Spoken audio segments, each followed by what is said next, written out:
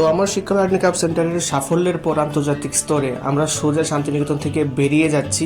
আমাদের ট্রেন চলে আসছিল, আমরা শান্তিনিকেতন থেকে সোজা চলে যাচ্ছি কলকাতা শহরে, যেখানে আমরা পৌঁছে গেলাম হাওড়া। এবং এই হলো সেই হাওড়া ব্রিজ, ঐতিহ্যবাহী ব্রিজ, যেটার পেছনে লুকিয়ে আছে অসংখ্য স্মৃতি এবং অসংখ্য ইতিহাস, যেগুলো অবশ্যই মনকে দোলা দেয়। এবং এখান থেকে সোজা আমরা দুপুরটা শেষ করে বিকেলে চলে আসলাম সেই কলকাতার ফেমাস প্রিন্সেপ ঘাট, যেখানে আমরা সানসেট দেখব।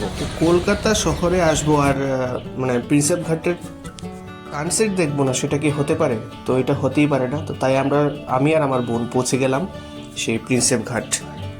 আর আমি সবটা তোমাদের এখন দেখাচ্ছি। দেখো ভিউটা অসম্ভব সুন্দর, আর সেটা ভাষায় প্রকাশ করা যাবে না। এই সিনারিটা অবশ্যই তোমরা সবাই দেখেছো বিভিন্ন ক্যালেন্ডারে, বিভিন্ন পোস্টারে, বিভিন্ন আর্টের মধ্যে অনেক জায়গায় দেখেছো, কিন্তু এটা সচক্ষে আমি এর আগেও দেখেছিলাম। কিন্তু বিশ্বাস করো, মনে হচ্ছিল যেন সারাটা বিকেল, সারাটা সন্ধ্যা, সারাটা রাত এখানেই বসে থাকি। এত সুন্দর মনোরম দৃশ্য, মানে আমি ভাষায় বলে প্রকাশ করতে পারবো না। এতটুকু বলতে পারি যে কবিদের জন্য একটি খুব সুন্দর জায়গা। যারা ভাবনায় থাকতে পছন্দ করে, ভাবতে পছন্দ করে, তাদের জন্য খুব সুন্দর একটি জায়গা।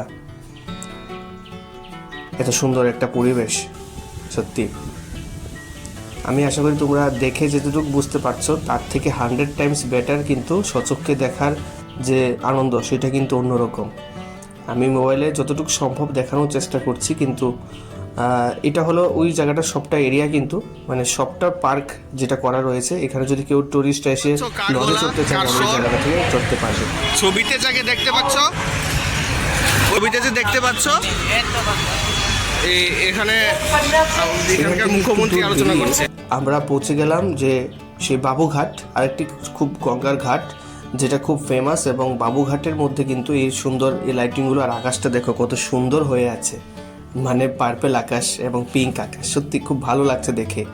আর সামনের এই মানে চলছিল গঙ্গা আরতি, সেটা দেখার জন্যে আমি গত বছরও ট্রাই করেছিলাম এই গঙ্গা আরতিটা দেখার। প্রত্যেক দিনই হয়, কিন্তু আনফর্চুনেটলি মিস করে যায়। কিন্তু এবছর কিন্তু দেখে ফেলেছিলাম সেই গঙ্গা আরতি। বিশেষ একটা প্রদর্শনী হয় সেই সুন্দর, যেটা দেখে বুঝতে পারছো তোমরা কতটুকু সুন্দর হয় সবটা গঙ্গা আরতি। আর অনেকক্ষণ ধরে চলে, প্রায় 2-2.5 ঘন্টা চলে এই গঙ্গা আরতিটা। এবং এটা সবটাই বাবুঘাটের মধ্যেই হয়ে থাকে। লাইট অ্যান্ড সাউন্ডের এফেক্টটা খুব ভালো ছিল। এবং শেষে কিন্তু বাস ধরে, সেই কলকাতার ফেমাস বাস ধরে আমরা পৌঁছে গেলাম আমাদের হোটেলে।